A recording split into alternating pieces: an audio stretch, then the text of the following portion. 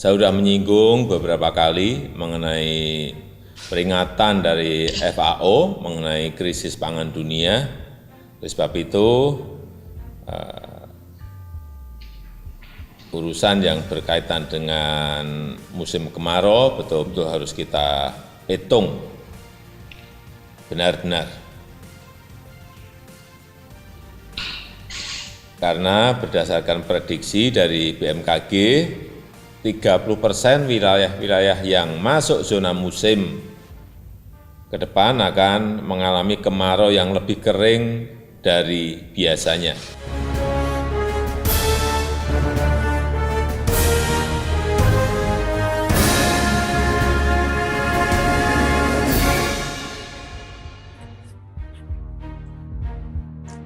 Assalamualaikum warahmatullahi wabarakatuh. Selamat datang di Cemara 19 Channel dalam program Current Issue, program informasi aktual seputar kebijakan pemerintah dan informasi yang tengah menjadi perbincangan publik saat ini. Pemirsa dimanapun berada, seperti kita ketahui bersama bahwa pandemi COVID-19 berdampak pada berbagai sektor seperti sektor produksi dan turunnya tingkat konsumsi masyarakat. Hal ini disambut oleh FAO atau Badan Pangan dan Pertanian PBB yang memperingatkan mengenai potensi terjadi krisis pangan sebagai dampak dari pandemi COVID-19. Adanya prediksi kemarau yang lebih panjang tahun ini juga menjadi catatan penting. Indonesia sebagai negara agraris dinilai memiliki ketahanan pangan yang cukup bagus. Selain itu, mengacu pada hasil survei Angkatan Kerja Nasional atau Sakernas Februari 2021, lapangan kerja yang menyerap tenaga kerja paling banyak adalah sektor pertanian, kehutanan, dan juga perikanan, yaitu sebesar 29,59%. Yang berarti Indonesia masih memiliki faktor produksi pangan yang cukup besar untuk bisa menopang ketahanan pangan nasional. Lalu yang jadi pertanyaan, apakah Indonesia bisa menjamin 11 komoditas utama bagi 273 juta jiwa masyarakat Indonesia? Langsung saja kita sudah terhubung dengan narasumber yang sangat luar biasa pada kesempatan kali ini. Ada Kak Rina Saadah selaku Ketua Umum DPN Pemuda Tani HKTI. Selamat sore Kak. Selamat sore Mas. Bagaimana kabarnya? Baik, Alhamdulillah. Alhamdulillah sehat. Langsung saja ya Kak Rina, ini memasuki pertanyaan pertama yang ingin saya tanyakan, yaitu terkait peringatan FAO tentang krisis pangan global sebagai imbas pandemi. Nah, ini bagaimana tanggapan Kak Rina dan juga kira-kira seberapa besar relevansinya untuk bisa terjadi di Indonesia kita ini? Ya, baik Mas. Jadi memang pada kondisi sekarang ini FAO juga sudah memperingatkan bahwa khususnya di masa pandemi ini, dunia akan mengalami yang namanya kelangkaan pangan. Dan khusus untuk negara berkembang, FAO juga mengatakan bahwa minimal negara berkembang harus bisa memproduksi 2 kali lipat dari produksi biasanya untuk soal pangan ini. Dan saya optimis ya Indonesia bisa jauh intinya dari krisis kelangkaan pangan karena ada beberapa faktor, terutama yang pertama Indonesia adalah negara agraris di mana mayoritas penduduk Indonesia adalah petani. Dan di sini ini merupakan sumber daya manusia yang luar biasa kalau bisa memanagenya dengan baik supaya bisa lebih memberikan inovasi-inovasi untuk petani supaya bisa memproduksi pangan dengan optimal. Terus kalau dilihat dari sisi yang kedua ini potensi alam yang cukup menjanjikan di Indonesia ini dengan kekayaan aneka ragam hayati, tumbuhan komoditi semuanya ada di Indonesia dan alhamdulillah yang namanya pertanian ini adalah given, ya, di mana kita dianugerahi iklim tropis yang bisa menumbuhkan segala macam tanaman. Hanya saja di sini bagaimana pemerintah memberikan kebijakan-kebijakan yang bisa mendukung terhadap petani dan pertanian supaya tumbuh dengan baik dan bisa berdaya saing. Tadi dikatakan juga bahwa sektor pertanian di masa pandemi ini adalah sektor yang paling sedikit terkena dampak dari pandemi ini, bahkan meningkat gitu. Karena apa? Karena manusia ya butuh pangan dan produksi pertanian tidak bisa berhenti di situ, tidak bisa terhalangi oleh adanya pandemi ini. Dan memang Indonesia juga kita mengalami yang namanya beberapa kendala di sektor pertanian. Tetapi dengan adanya peringatan dari FAO mengenai kelangkaan pangan dan lain sebagainya, saya rasa Indonesia bisa melewati itu semua. Dan di sini juga saya lihat ya dari data BPS, dari Kementerian Pertanian, produksi pangan nasional kita meningkat, khususnya di kuartal ini. Apalagi di 11 komoditi ya, 11 komoditi seperti bawang, beras, jagung, dan lainnya itu ada peningkatan dari sisi produksi. Begitu kira-kira, Mas. Oke, terima kasih banyak tanggapannya, Kak Rina. Jadi seperti itu, pemirsa dimanapun berada, bahwasanya challenge-nya adalah 2 kali lipat dari produksi biasanya untuk bisa menghadapi ancaman krisis ini. Dan juga kita sudah disampaikan tadi bahwasanya ada masalah inovasi agraris, juga ada juga mengenai potensi alam Indonesia yang mungkin bisa dikatakan jauh lebih unggul dibandingkan negara-negara lainnya seperti itu. Lalu masuk ke pertanyaan selanjutnya, Kak Rina, ini mengenai respon pemerintah juga secara langsung kebijakan ataupun program seperti itu dalam menghadapi atau menindaklanjuti ancaman kelangkaan pangan akibat pandemi. Kira-kira ada program apa saja dan juga kebijakannya, termasuk bukan hanya produksi, tapi juga dalam menjaga ketersediaan atau ketahanan pangan nasional saat ini. Seperti itu. Dan tentunya ketika misalnya FAO mengatakan bahwa dunia akan terancam mengenai ketersediaan pangan, maka masing-masing satu negara ini bahkan meningkatkan produksi dalam negerinya. Dan itu sudah, saya rasa sudah dilakukan oleh pemerintahan Indonesia, termasuk di sini tadi yang saya sampaikan juga ketersediaan, indikasinya dari ketersediaan 11 komoditas utama itu yang bisa terdistribusi bagi 273 juta penduduk di Indonesia. Dan terkait beras yang memang sekarang menjadi konsumsi makanan pokok masyarakat Indonesia, produksi beras nasional juga dalam 2 tahun terakhir pun bisa dikatakan cukup menjanjikan ya. Kalau lihat datanya sih dari Agustus 2021 stok beras itu bisa mencapai 7,6 juta ton, sedangkan itu bisa dilihat juga dari peningkatan kinerja ekspor pertaniannya juga. Kalau dilihat di BPS, ekspor pertanian dari Januari ke Juli 2021 mencapai 2,24 miliar dolar AS, meningkatlah sekitar, berarti peningkatannya sekitar 8% ya dibanding pada periode-periode sebelumnya. Dan ini tidak terlepas dari dari langkah-langkah yang diambil oleh pemerintah itu sendiri terhadap produksi pangan nasional. Dan saya juga ingin mengatakan bahwa pada periode kali ini saya melihat ya antara kekompakan dari sisi data produksi ekspor dan impor antara Kementerian Perdagangan, Kementerian Pertanian dan Bulog terkait produksi dan rantai distribusi terhadap pangan ini. Oke, terima kasih banyak Kak Rina atas jawabannya sangat luar biasa. Kemudian ini juga kita melihat bahwasanya ada 11 komoditas yang dapat dinyatakan aman untuk saat ini, katakanlah seperti itu. Bahkan untuk menghadapi krisis pun kelihatannya masih oke gitu kan. Dan juga tadi ada beras penyimpanan ataupun di gudang-gudang yang ada di Indonesia itu mencapai 7,6 juta ton. Betul. Banyak sekali gitu kan, bahkan ekspor juga 8% seperti itu. Nah, kemudian pertanyaan selanjutnya ini yaitu mengenai program-program dalam hal pertanian seperti itu dan juga sektor pangan. Ini kan pasti ada banyak sekali seperti mungkin program pangan berkelanjutan, food estate seperti itu, lalu juga ada pembenahan statistik, lalu juga ada perluasan areal tanam baru, teknologi pangan, pertanian hingga petani milenial. Nah, di masa pandemi seperti ini program-program tersebut bagaimana perkembangannya, Kak? Kira-kira? Dari sini saya melihat dari peningkatan produksi pangan, maka pemerintah juga sudah mulai produksi melalui mekanisasi ya, mekanisasi efisiensi dan pendekatan teknologi tepat guna, serta yang paling penting adalah diversifikasi pangan lokal, Mas, untuk penguatan cadangan dan sistem logistik pangan. Terkait food estate, memang pemerintah sudah menjalankan jauh-jauh hari mengenai food estate ini, salah satunya di Kalimantan Tengah, dan tentunya sasarannya di sini adalah bagaimana ada sinergi antara petani dan korporasi dalam pembentukan peningkatan produksi pangan. Dan ini yang memang terus dilakukan, harus ada sinergi di mana petani sebagai tulang punggung pangan nasional kita ini punya kepastian dari sisi pasar. Dan itu memang harus ada sinergi dengan korporasi yang memang sudah ada sistem rantai manajemennya. Dan tentunya kita melihat bahwa proses proses food estate di Kalimantan Tengah ini sudah berjalan ya, dan petaninya juga didatangkan dari beberapa daerah transmigrasi untuk bisa menggarap pertanian ini. Dan tentunya dengan adanya food estate ini juga bisa meningkatkan lapangan pekerjaan.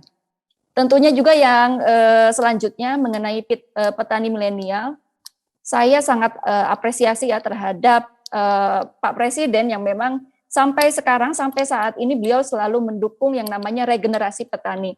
Karena kalau dilihat Indonesia ini selain dari yang namanya kita tengah mengalami yang namanya krisis pengetahuan pertanian, di mana anak-anak muda, khususnya yang lulusan pertanian itu mereka jarang sekali ingin terjun ke pertanian karena menganggap bahwa sektor pertanian adalah sektor yang kurang menjanjikan bagi mereka.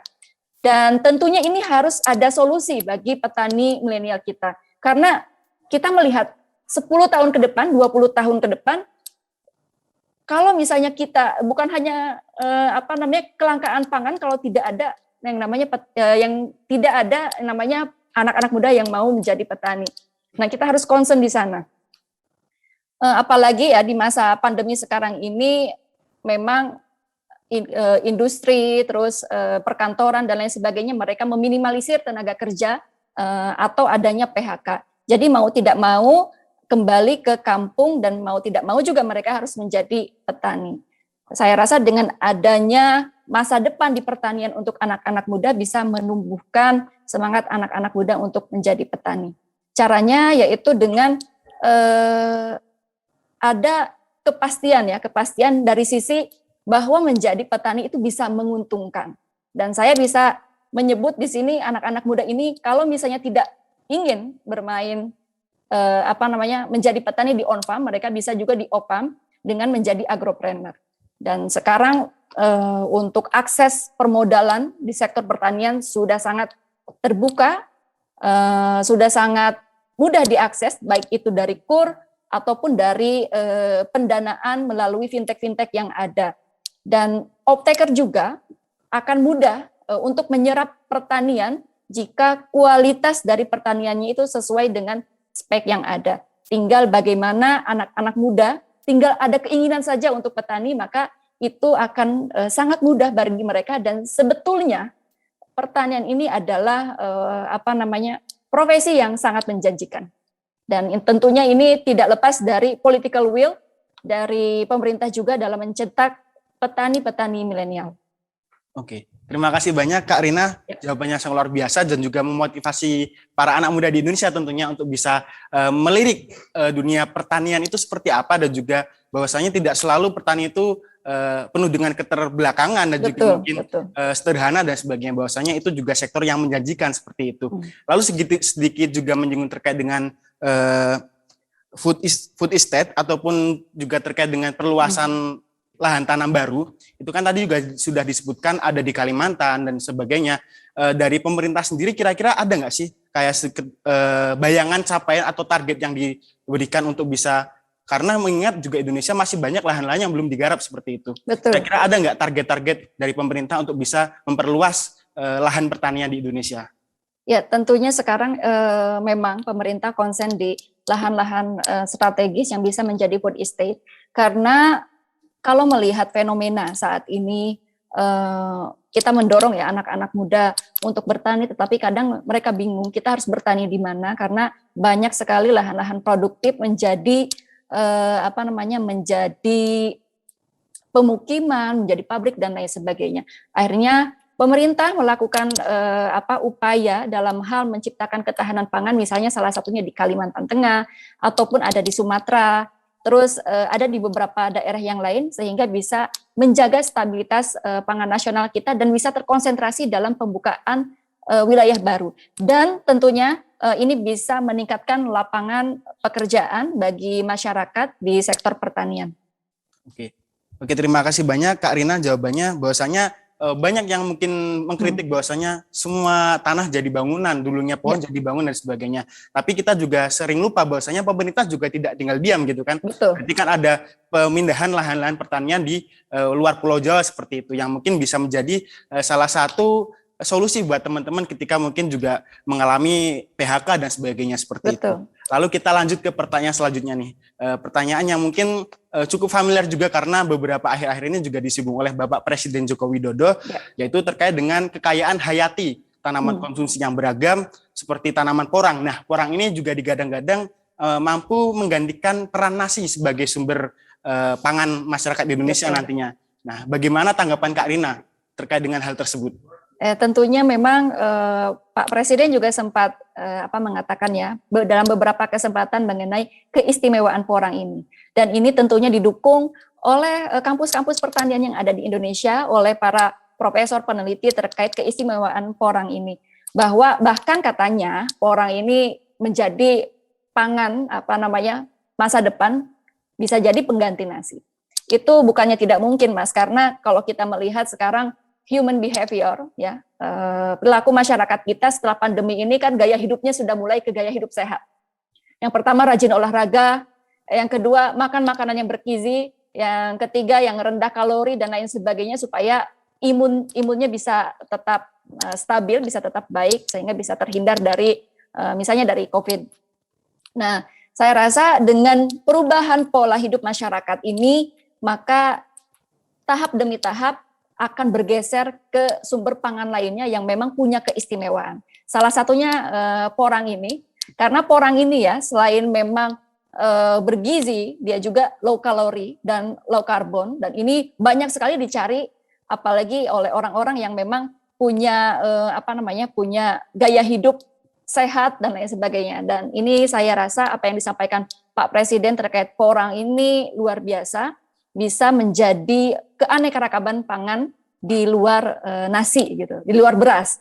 Nah, karena saya juga mencatat ya ada beberapa kelebihan dari kriteria porang ini, yaitu bisa plant-based food, yang kedua itu adaptif terhadap perubahan iklim, yang ketiga minim dampak lingkungan, dan keempat mendorong biodiversitas pangan, dan tentunya yang tidak kalah menarik adalah nutrisinya sangat bagus, dan saya rasa Presiden sudah melihat itu sebagai komoditi yang memang menjadi kekayaan hayati di Indonesia dan kita bisa memaksimalkan dari sisi produksi.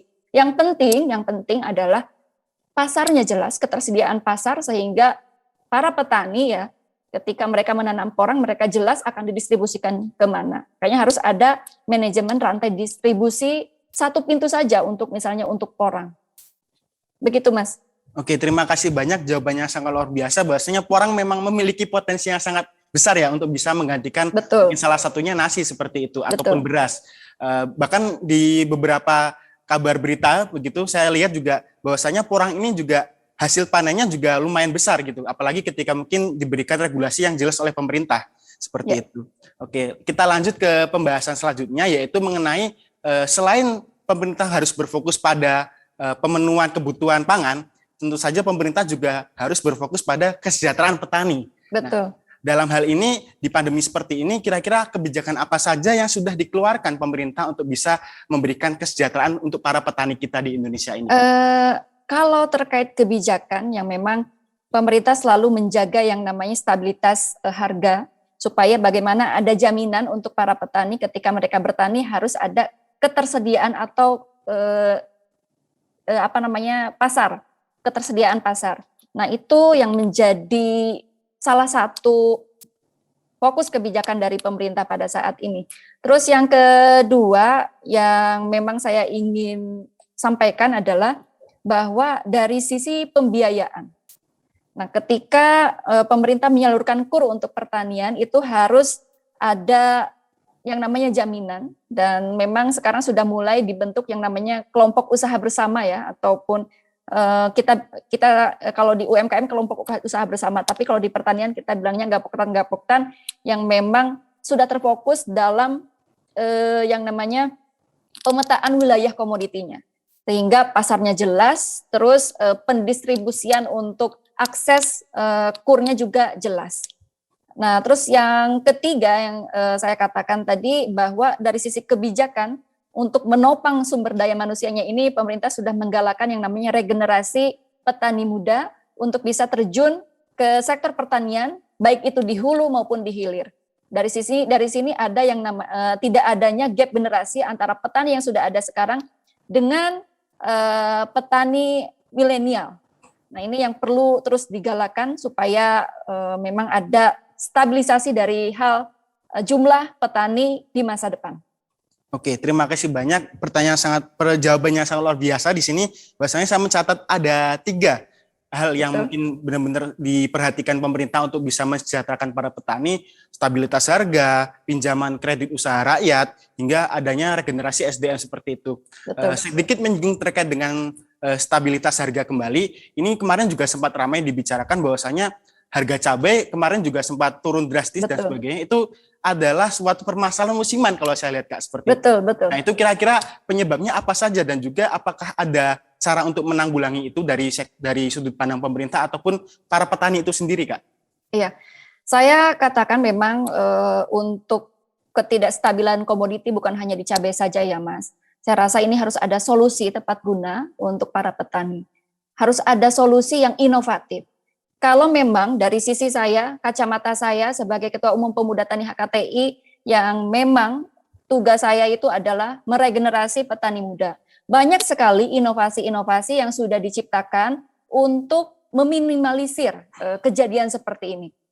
Misalnya dengan ada yang namanya ozonisasi, satu alat yang bisa mempertahankan daya tahan dari suatu komoditi, misalnya cabai.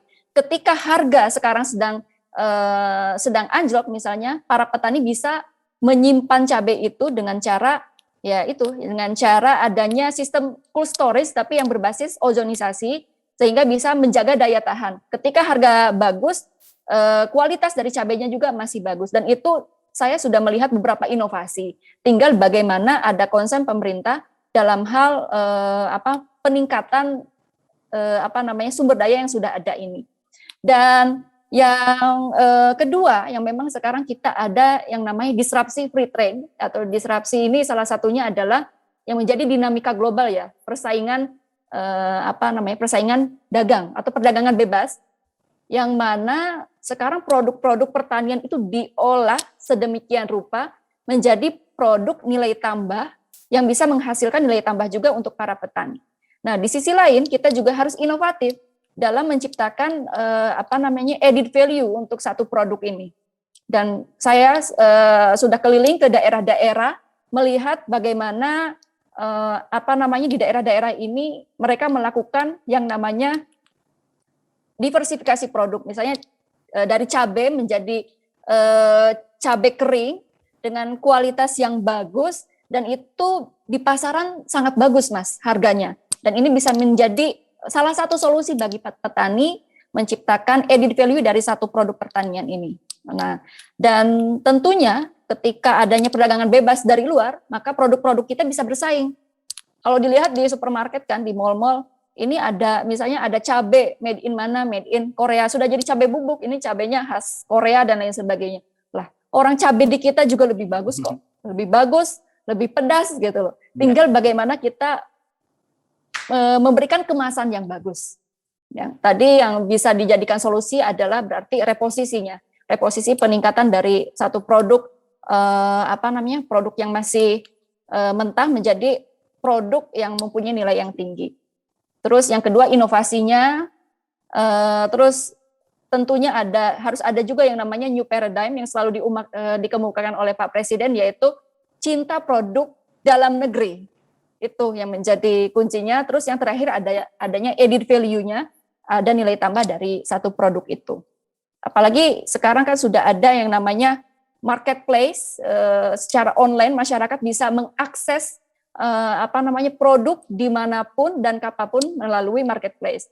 Dan ini yang menjadi PR kita, bagaimana kita bisa memberikan pelatihan kepada masyarakat kita, khususnya petani, untuk bisa mendistribusikan produk-produk olahannya melalui marketplace. Oke, terima kasih banyak, jawabannya sangat luar biasa. Bahwasanya memang seperti komoditas cabai ini permasalahan musimannya adalah overstock, maksudnya overnya banyak sekali, stoknya berlimpah sehingga harganya pun anjlok seperti itu. Betul. Maka diperlukan pemahaman bagi para petani cabai untuk bisa menginovasikan produknya ataupun memberikan inovasi untuk bisa penyimpanannya lebih lama seperti itu. Betul. Jawaban yang sangat luar biasa sekali bagi saya juga. Oh iya, ternyata seperti itu.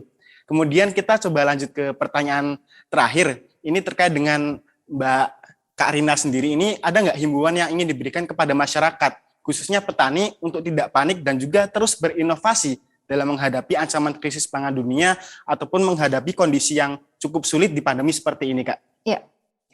Tentunya saya melihat ini satu kesadaran kalau awalnya sektor pertanian dianggap sektor ya mungkin memang kita negara agraris, tapi sektor pertanian masih ada di bawah sektor industri dan perdagangan ketika kita berbicara PDB. Tetapi di masa pandemi sekarang ini, bahkan FAO sendiri mengatakan bahwa kita harus meningkatkan produksi cadangan pangan kita minimal 2 kali lipat untuk negara berkembang. Dan tentunya ini menjadi kesempatan bagi kita untuk merumuskan kembali langkah-langkah ke depan di sektor pertanian, bagaimana sektor pertanian menjadi sektor penunjang ekonomi nasional kita. Apalagi di masa pandemi sekarang ini kan UMKM berhenti berproduksi, terus pasar juga menyusut karena daya beli kecuali pertanian, karena masyarakat 230 masyarakat Indonesia ini butuh makan gitu. Jadi sebetulnya masalah pertanian ini bukan menjadi isu ya kalau untuk kelangkaan pangan di Indonesia, karena kita pasar lokal sangat besar. Tidak sebetulnya untuk ekspor juga kita pasar lokal kita masih besar. Terus yang kedua, kita mayoritas penduduk kita adalah petani, dan ketiga kita punya keanekaragaman hayati yang begitu besar, sehingga ketika berbicara masa pertanian ini menjadi kesempatan yang bagus dalam merumuskan langkah-langkah ke depan supaya pertanian menjadi penopang perekonomian nasional kita. Dan tentunya sebagai Ketua Umum Pemuda Tani HKTI, saya ingin mengajak kepada anak-anak muda untuk bertani, karena bertani itu keren, menjadi petani itu keren. Dimulai misalnya dari micro farming, kalau yang tinggal di perkotaan bisa melalui urban farming. Terus kalau ingin bermain di hilir bisa juga dengan adanya UMKM olahan. Karena melihat pola hidup masyarakat kita yang sudah mulai beralih ke gaya hidup sehat, dan sektor pertanian, makanan-makanan yang organik, yang dikemas dengan baik menjadi primadona untuk masyarakat kita sekarang. Oke, terima kasih banyak. Jawabannya sangat luar biasa. Sekali lagi terima kasih kepada Kak Rina. Saada sudah bersedia hadir di tengah-tengah kita semua dalam segmen Current Issue kali ini. Semoga publik dapat mencerna informasi yang jelas dan juga bermanfaat. Mungkin di sini saya akan memberikan sedikit highlights terkait dengan apa yang sudah disampaikan Kak Rina Saada yang sangat luar biasa ini, yaitu terkait dengan bahwasanya Indonesia saat ini benar-benar siap untuk bisa menghadapi krisis pangan dunia yang disampaikan oleh organisasi tersebut seperti itu. Dan juga di sini kita dapat melihat bahwasanya dapat dinyatakan 11 komoditas utama untuk bisa menghidupi rakyat Indonesia dinyatakan aman. Bahkan dalam hal penyimpanan beras kita pernah mempunyai cadangan 7,6 juta ton beberapa bulan lalu, dan saat ini pun masih tergolong banyak seperti itu. Sekali lagi terima kasih kepada Kak Rina Saada sudah mau untuk bersinggah di sini dan juga menyampaikan informasi yang sangat bermanfaat untuk kawan-kawan semua. Terima kasih banyak. Jangan lupa untuk teman-teman dan juga pemirsa di rumah, jangan lupa subscribe, like, komen, dan juga share channel YouTube Cemara 19. Cemara 19 channel hanya untuk orang-orang yang ingin maju dan hidup damai. Terima kasih, saya Muhammad Barkita Buruni, pamit undur diri. Assalamualaikum warahmatullahi wabarakatuh. Waalaikumsalam warahmatullahi wabarakatuh.